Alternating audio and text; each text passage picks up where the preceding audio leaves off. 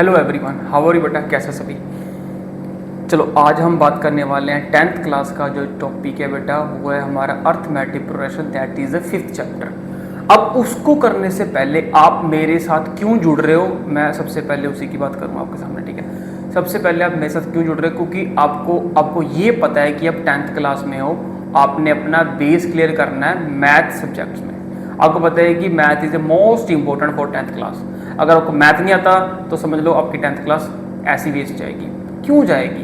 क्योंकि आपकी percentage hike करने में, ठीक है, बहुत ज़्यादा मदद करता है। यानी कि मैथ, अगर आप इन फ्यूचर बैंकिंग में जा रहे हो, पटवारी में जा रहे हो, रेलवे में जा रहे हो, कोई भी फील्ड में जा रहे हो, आपको पता है अगर आपका बेस्ट मैथ अच्छा है तो आप कोई भी ईजिली आप गवर्नमेंट जॉब ले सकते हो।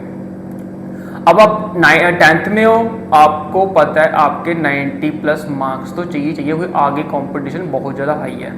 आपको भी पता है, मुझे इतनी बताने की ज़रूरत नहीं है।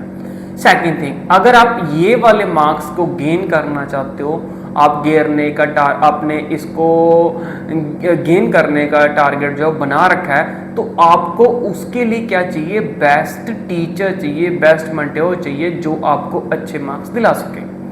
क्लियर? ये देखो, आपको अगर आप मार्क्स अच्छे कैसे लेके आओगे? अगर आपको टीचर अच्छा मिलेगा जो आपके लिए हमेशा खड़ा होगा, आपको इजी से इजी समझाने के लिए, इजी वे से। आपको पता है कि सभी जो स्टूडेंट्स हैं वो टीचर को समझते हैं, है ना। टीचर्स कैसे फॉलो करते हैं, वो कैसे सिखाते हैं, तो सारे बच्चे उसी को फॉलो करते हैं। पर मैं कहता हूँ कि मैं टीचर्स को फॉलो करने के लिए नहीं बोल रहा, यानी कि मैं आपको खुद फॉलो करूँगा। यानी कि मैं आपको ये बताऊँगा कि आप कैसे समझ रहे हो, आपको किस वे से आगे चलना है, कैसे अपने मार्क्स जो है वो गेन करने हैं। मैं आपको उसके लिए पूरी की पूरी हेल्प करूंगा। यानी कि पहले मैं आपको समझूंगा कि आप किस वे में सीखना चाहते हो, आप में कंफ्यूजन क्या है, उस कंफ्यूजन को कैसे दूर किया जा सकता है। आपको छोटे से छोटे पहले क्वेश्चन लेने पड़ेंगे, फिर उसके लिए बड़े क्वेश्चन आएंगे, फिर आपको छोटे छोटे स्मॉल्स मॉक टेस्ट मिलेंगे कि आप अपने अच्छा कर पाओ। भी मुझे लग रहा है कि मेरा अब बेस जो है वो क्लियर होने लग गया है।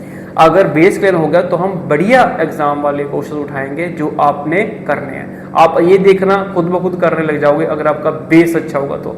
अगर आपका बेस अच्छा नहीं है तो आपको पता है आपने 8th क्लास को भी ऐसे ही निकाल दिया, है ना, 9th क्लास को भी ऐसे निकाल दिया। पर मैं कह रहा हूँ कि 10th क्लास को ऐसे मत निकालना, क्योंकि इसको लाइटली मत लेना।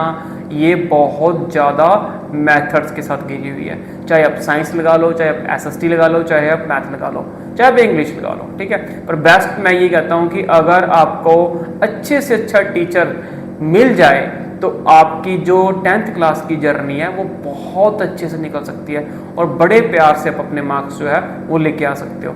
उसके लिए आपको क्या चाहिए? एक हेल्पर चाहिए। हेल्पर क्या चाहिए? अगर आप कोई भी क्वेश्चन करते हो तो आपको कंफ्यूजन आए तब डायरेक्टली सर से पूछ सकते हो, ठीक है। इसलिए आपको हमारे साथ जुड़ सकते हो। हमारा है MWS, ठीक है, मैथ्स विद स्टार SGR। चलो आज का जो टॉपिक है वो हम करते हैं स्टार्ट, ठीक है।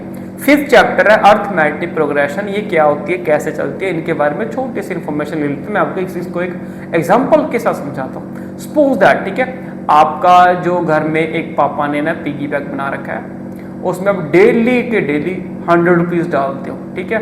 आपको फर्स्ट डे 100 रुपीज़ मिले, फर्स्ट डे आपको 100 रुपीज़ मिल गए, चलो ठीक है। नेक्स्ट डे आपको 100 रुपीज़ फिर दिए गए घर वालों ने, चलो ठीक है। पहले आपके पास 100 थे, अब आपके पास क्या हो गए? 100 + 100 दैट इज 200, ठीक है। नेक्स्ट आपके पास फिर 100 रुपीज़ फिर आ गए, तो इसमें आप 100 रुपीज़ और ऐड कर दो, आपके पास बन जाएंगे 300। नेक्स्ट डे आपको 100 रुपीज़ और मिलते हैं, तो इसमें आप 100 रुपीज़ और ऐड कर दो, आपके पास मिल जाएंगे 400। यानी कि जो ये नंबर चल रहे हैं, so that is 100, second thing is 200, third thing is 300, ऐसे करते 400। ऐसे आपकी जो नंबर सीक्वेंस है वो बन जाएगी। So that is a sequence, okay, you know. और इसके बाद जो ये पहला नंबर होता है बेटा, उसको हम बोलते हैं A1, और इसको बोलते हैं A2, इसको बोलते हैं हम A3, इसको बोलते हैं A4। ऐसे करते करते करते आप कहाँ तक जा सकते हो? अब जैसे मेरा ये क्वेश्चन है, अगर आपको डेली के डेली 100 रुपीज़ मिल रहे हैं, तो आपको मुझे ये बताओ 1000 रुपीज़ कब बन जाएंगे? कौन सा वो दिन होगा जब आपके पास 1000 रुपीज आ जाएंगे। सो ऐसे ही क्वेश्चन देखने को मिलेंगे। जब मैंने ये पूछा ना भी आपके पास लास्ट 1000 रुपीज कब बन जाएंगे, so that is a last term. Okay, इसको हम क्या बोलते हैं, ए एन, मतलब nth टर्म। यानी कि अगर हम बात करें जनरली A1, A2, A3 ऐसे करते करते करते जो लास्ट पे जाओगे ना उसको बोलते हैं nth टर्म। ठीक है ना, उसको बोलते हैं nth टर्म। तो अब ये पूरी की पूरी जब आपके पास सीक्वेंस बन जाए तो उसको बोलते हैं अर्थमेटिक प्रोग्रेशन। क्लियर हुआ? छोटी सी एग्जांपल थी मेरी, बस मैंने यही बोला था आपको कि आपको पहले 100 रुपीज मिल रहे हैं घर वालों से, फिर 100 रुपीज फिर ऐड हो गए यानी कि 200, 100 रुपीज फिर ऐड हो गए आपके यानी कि 300, 100 रुपीज फिर ऐड हो गए यानी कि 400। ऐसे आपको पैसे मिलते जा रहे हैं, मिलते जा रहे हैं। इसमें क्वेश्चंस क्या पूछे जाएंगे, इसमें क्वेश्चंस आपको ये पूछे जाएंगे कि हमें ये बताओ आपके पास लास्ट 1000 कब बनेगा, कब कौन सा वो दिन होगा जब आपके पास 100 रुपीज होंगे। या फिर हमें ये बताओ अगर आपको डेली व डेली 100 रुपीज मिल रहे हैं, अगर आपको ऐसे ही 15 डेज तक मिलते रहे तो कितने रुपीज अब हो जाएंगे आपके पिगी बैंक में। तो ये क्वेश्चन भी देखने को मिलता है, समझ रहे हो? ऐसे ही क्वेश्चनों के लिए हमारा अर्थमेटिक प्रोग्रेशन चैप्टर बनाया गया है कि बच्चों को बेसिक इंफॉर्मेशन हो इसके रिगार्डिंग। तो इसमें कैसे कैसे क्वेश्चंस हैं, क्या क्या कुछ देखने को मिलेगा, वो सबके बारे में डिस्कस करते हैं। अब आगे इसमें थोड़ा सा अब आगे आ जाओ, नेक्स्ट हम बात करते हैं इसके ऊपर ये वाले क्वेश्चन की। ठीक है ना, इसका ये वाला क्वेश्चन देखो, जैसे कि लिखा हुआ है arithmetic progression consider of the list of numbers. अब ये कैसे होती है देखो, अब यहाँ पर पूछा गया है कि अर्थमेटिक प्रोग्रेशन से बताओ इसके बारे में कैसी है। तो अगर अर्थमेटिक प्रोग्रेशन चल रही है तो बनाओ इसकी लिस्ट क्या बनेगी, 1 2 3 4 आगे आएगा 5 6 7 चलते जाओगे। अच्छा क्या ये हमारे पास अर्थमेटिक है? यस सर ये अर्थमेटिक है। ये हमें कैसे पता चला कि ये अर्थमेटिक है? क्योंकि देखो इस नंबर में +1 हो रहा है, इस नंबर में +1 हो रहा है, इस नंबर में +1 हो रहा है। यानी कि अगर आपके पास 1 रुपीज थे तो घर वालों ने 1 रुपीज और दिए तो 2 रुपीज हो गए। तो 2 अब नेक्स्ट डे 1 रुपीज और मिले तो 3 रुपीज हो गए।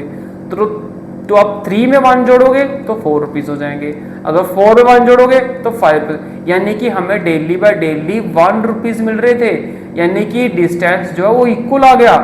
डिफरेंस जो है अगर वो इक्वल आ जाए सो दैट इज एपी। अब देखो आपको पहले 1 रुपीज मिला, बिल्कुल ओके ठीक है, सेकेंड डे 1 रुपीज मिला फिर ओके ठीक है। ऐसे आपको 1 रुपीज मिलते जा रहे हैं और आपके पास पैसे ऐड होते जा रहे हैं। अगर वो ऐड होते जाएंगे तो हमारे पास क्या बन जाएगी, वो एपी सीरीज। ठीक है, ऐड भी हो सकता है, सब्ट्रैक्शन भी हो सकती है, इसमें कोई कहने वाली बात नहीं। ओके ठीक है, अब देखो अगर आपके पास 100 रुपीज थे वो 70 रुपीज रह गए। आपके पास 100 रुपीज थे, 70 रुपीज रह गए, इट मीन आपने 30 रुपीज में से पहले निकाल के खा गए आप, है ना। 30 रुपए आपने क्या कर दिया इसमें से, पहले ही उड़ा दिए, खा गए आप इसमें से ना। तो वो इसको करने का मेथड होता है कि अब ये A1 होती है, ये A2 होती है, ये A3 होती है, ये A4 होती है। इसका मतलब आपने A2 में से A1 निकालनी होती है, यानी कि A2 माइनस A1 करनी होती है। तो 70 आगे आएगा, 100 पीछे आएगा तो -30। मतलब आपके पास जो रुपीज थे वो कम होते जा रहे हैं। कितने कम हो रहे हैं, -30 रुपीज कम हो रहे हैं। अब ये लगाओ, देखो दिमाग लगाओ, आपके पास 70 रुपीज है, नेक्स्ट डे आपके पास 70 रुपीज है, वो 40 रुपीज हो गए। तो कितने डिडक्ट हुए, 30 हुए ना। तो कैसे हुए 30, तो आप ऐसे करोगे ना 70 माइनस 40 तो 30 हुए। पर यह तो बताने का लॉजिक है, पर करने का लॉजिक क्या हुआ, यानी कि आप A3 माइनस A2 लोगे। ठीक है, 40 माइनस 70 दैट इज -30। तो आपके ये भी -30 हो गए। अब आपके पास 40 रुपीज थे और कितने रह गए, 10 रुपीज रह गए। तो 10 rupees minus 40 rupees is equal to -30। यानी कि हमारे पास जो रुपीज थे वो माइनस माइनस माइनस हो रहा था, यानी -30 -30 माइनस ऐसे डिडक्ट होते जा रहे थे। क्लियर? नेक्स्ट, अच्छा ये भी एपी हुई ना, क्योंकि इसमें डिफरेंस इक्वल था, that is AP, that is AP. ये भी हमारे पास एपी है। वो कैसे पता चला एपी है, देखो ये -3 है, फिर वो कितना हो गया -2 -1 फिर 0, यानी कि इसमें 1 1 1 क्या होता जा रहा है, ऐड होता जा रहा है। ऐड कैसे हो रहा है आपको बताते हैं, जस्ट वेट करो, इधर कर लेते हैं हम, ठीक है। ये ऐड कैसे हो रहा है सुनो, फॉर एग्जांपल समझाते हैं आपको ऐड कैसे हो रही है। देखो आपके पास -30 थे, -3 थे सॉरी। अब देखो ये A2 है, ये A1 है, ये A3 है, ये A4 है। तो अब इसमें से इसको माइनस करो, यानी कि A2 माइनस A1 करोगे। A2 कितना है -2। अब माइनस तो आपने लगाना ही है ना फॉर्मूले के रिगार्डिंग, फॉर्मूले वाला तो लगाओगे। ये आएगा -3, तो ये बन जाएगा -2, ये माइनस माइनस प्लस होता है 3, तो प्लस माइनस क्या होता है भाई, माइनस होता है, तो माइनस करोगे तो 1 आ गया। पर सर आपने पॉजिटिव 1 क्यों लिया, क्योंकि यहाँ पर जो 3 था वो बड़ा है, तो हमें बड़े वाला साइन लेना होता है। ये कितना आएगा +1, यानी कि इसमें जो डिफरेंस है वो +1 का चल रहा है। यानी कि अब आपके पास क्या है, -2 है, फिर आगे माइनस लिखोगे, फिर -2 लिखोगे। अब ये माइनस माइनस प्लस होता है, अब कितना आएगा 2 - 1 1, इसमें भी देखो 1 डिफरेंस आ रहा है। फिर अब क्या करोगे, -1 में से 0 को हटाओगे, तो कैसे करोगे, ये ऐसे करो। देखो थोड़ी सी मिस्टेक के साथ इसको थोड़ा क्लियर कर लेते हैं। हाँ जी, ये हो जाएगा हमारे पास A4 माइनस A3।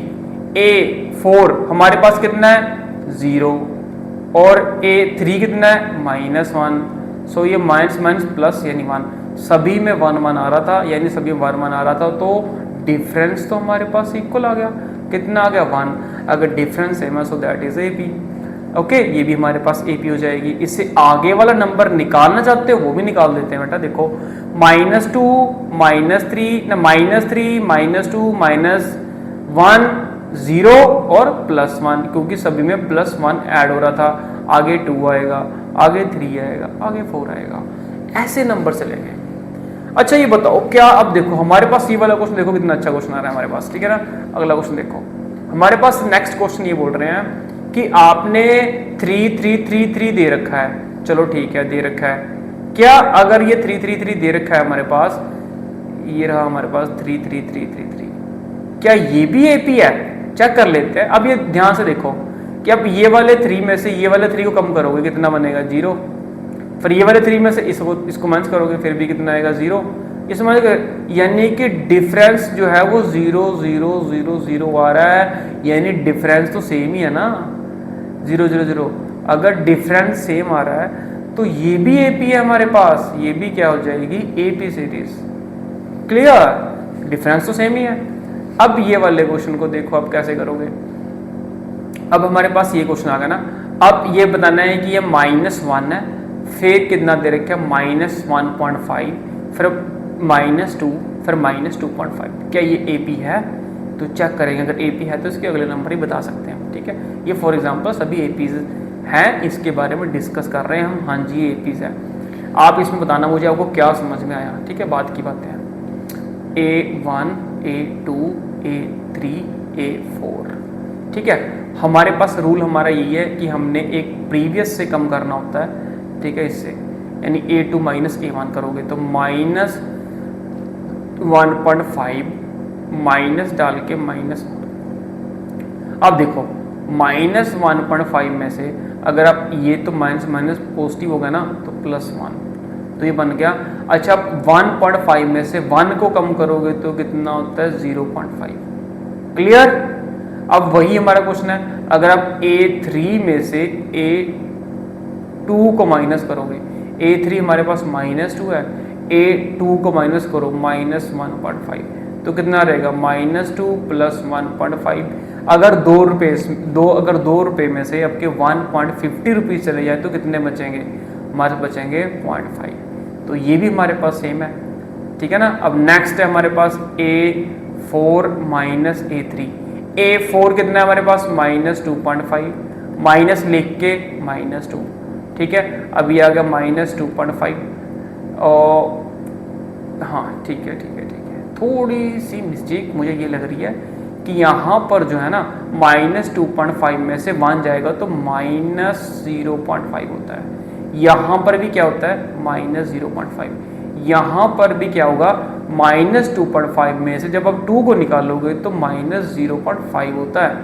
क्लियर, यानी कि सभी में डिफरेंस सेम आ रहा है, यानी कि -0.5। अगर सभी में डिफरेंस सेम आ रहा है तो ये भी क्या होती है, एपी होती है। तो आप समझ लो एपी कैसे हो सकती है, प्लस में भी हो सकती है, माइनस हो सकती है, सीधी कांस्टेंट रहे वो भी हमारे पास एपी ही होती है। आपको थोड़ा बहुत इतना समझ में आया कि इसमें चल क्या रहा है? इसमें ये चल रहा है अगर आपका डिफरेंस सेम हो उसको एपी बोलते हैं। ठीक है, डिफरेंस होना बहुत जरूरी है, अगर डिफरेंस सेम नहीं है तो वो एपी नहीं होगी। ठीक है, इसके लिए स्पेशल एमसीक्यूज में क्वेश्चन पूछे जाते हैं। So find that is AP. 4 option दे रखी होंगी, अगर आप चेक कर लोगे कि अगर किसका कौन सी एपी का डिफरेंस सेम है वो वाली एपी होती है, नहीं तो वो एपी नहीं होती। इतना क्लियर हुआ? हमने इतने सीखना था बस इसमें। और क्या क्या सीखा है इसमें, कौन कौन सी एपी की टाइप्स बन सकती है, माइनस भी हो सकती है, पॉजिटिव हो सकती है, सिंपल भी रह सकती है, जिसमें 3 सिंपल कांस्टेंट भी रह सकती है। ठीक है, एडिंग वाली भी हो सकती है। ओके, चलो नेक्स्ट आ जाओ। अब आ जाओ नेक्स्ट, आगे क्या बोल रहा है, कहते हैं in all of the list above we see of the successive terms. आपने इसमें ये देखा है, जो आपने अब कौन सी लिस्ट में जो आपने देखा है, पढ़ा है, उसमें जो ये डाटा दे रखा था सारा सक्सेसिव जा रहा था, यानी कि सारी टर्म्स माइनस प्लस हो रही थी। ठीक है, इसमें कुछ आपने क्वेश्चन देखे एडिंग वाले, जो फिक्स नंबर वाले भी थे। ठीक है, प्रीसीडिंग टर्म्स भी थी, जो पीछे टर्म्स जा रही थी वो भी थी। Such list of numbers of set to be arithmetic progression, यानी कि जो ये नंबर दे रखे थे इसी नंबर्स को हम क्या बोलते हैं, अर्थमेटिक प्रोग्रेशंस बोलते हैं। And arithmetic progression is a list of numbers which terms and obtain by each of the following by the, क्या दे रखा है, adding a fix number that proceed by the term except of a number is a first. ठीक है, this fix number is called a common difference, यानी कि जो इनके बीच में डिफरेंस होगा, अंतर होगा, ठीक है, जो दूरी होगी इनके बीच की, उसको हम बोलेंगे common difference. Okay, of AP. जो remember that this can be positive और नेगेटिव एंड जीरो। आपने जो इसके ऊपर वाले नंबर देखे ना, ध्यान से देखो, यहां पर जब मैंने इनको डिफरेंस किया इनका तो 0 0 आ रहा था ना, तो एपी का जो डिफरेंस होगा वो 0 भी हो सकता है, और ऊपर वाले नंबर में देखो, ये वाले नंबर में ना देखो, इस वाले नंबर में देखो, सारे +1 यानी कि पॉजिटिव भी हो सकता है। और आपने जब इस वाले क्वेश्चन को पढ़ा नीचे, इस सेकंड नंबर क्वेश्चन में पढ़ो, इसे -30 यानी नेगेटिव भी हो सकता है। यानी कि अगर आपको एमसीक्यूज में इस क्वेश्चन को पूछा जाए कि बता सकते हो सो डिफरेंस कौन कौन सा हो सकता है, सर जो डिफरेंस है वो पॉजिटिव भी हो सकता है, सर वो नेगेटिव भी हो सकता है, और 0 भी हो सकता है। अगर ऐसा क्वेश्चन आपको एमसीक्यूज में दिख जाए, आपने पता है, आपने कंसेप्ट तो कर रखा है, आपको यही नहीं पता कि डिफरेंस जो है वो कौन कौन से टाइप्स का हो सकता है, तो आपको तो 1 नंबर चला गया। तो इतना डीपली हम क्वेश्चंस को, चैप्टर्स को करेंगे और आपकी कंफ्यूजन है वो दूर हो पाए। Clear everyone? नेक्स्ट आ जाओ। Let us denote the first number is AP is A1। जब इस नविस वाले नंबर्स को पढ़ोगे, टर्म वाले क्वेश्चंस को पढ़ोगे, उसमें जो फर्स्ट नंबर होता है वो A1 होता है, सेकंड को हम A2 बोलेंगे, और जो nth टर्म होगी उसको हम लास्ट टर्म बोलेंगे। an क्या होती है हमारे पास, nth टर्म यानी लास्ट टर्म बोलेंगे। एंड कॉमन डिफरेंस को हम क्या बोलेंगे बेटा जी, D बोलेंगे। Okay, then the AP become of this one, A1 A2 A3 up to dash AN, इनको हम क्या बोलते हैं, APs। और डिफरेंस क्या होता है, यानी कि जो एक प्रीवियस स्लाइड है उसमें से माइनस कर दोगे, A2 minus A1 A3 minus A2, यानी कि AN माइनस AN माइनस 1, यानी कि जो आप, अगर मैंने पूछा A6 लिखा है उसमें से क्या माइनस होएगा, A5 माइनस होएगा, एक कम माइनस होता है। ओके, सपोज मैंने लिखा है A20 लिख दिया, तो बताओ मुझे कितना माइनस करोगे, तो A19 माइनस करोगे, तभी वो डिफरेंस निकलेगा। कुछ बच्चे बोल रहे सर हम ऐसे कर दे, हम यहाँ पे लिखते हैं A10, यहाँ लिख देंगे सर A7, क्या वो सही है, डिफरेंस सही आएगा? ऐसे कैसे बेटा जी, सही आ जाएगा। गलत है तो गलत है ना, उसने साफ साफ बोल रखा है फॉर्मूले में, अगर आप एक स्लाइड ले रहे हो तो उसमें से एक माइनस करके लेनी है, यानी AN ले रहे हो तो AN माइनस 1 लेनी है। क्लियर? अगर मैंने सपोज यहां पर लिखा है A100 तो आप उसमें से ए 99 लोगे ताकि डिफरेंस सेम तभी बनेगा, अदरवाइज डिफरेंस जो सेम नहीं होगा। क्लियर। अब हम करेंगे चैप्टर नंबर 5 एक्सरसाइज नंबर 5.1। चलो आई होप आपको इतना थोड़ा बहुत समझ में आ गया होगा। A1 सबसे फर्स्ट टर्म होती है, डिफरेंस होता है A2 minus A1, any two terms का डिफरेंस करना है तो आप कैसे करोगे, AN माइनस A-1। ठीक है, इसको डिफरेंस बोलते हैं। चलो करते हैं chapter start, let be go. Very good, keep it up. ठीक है।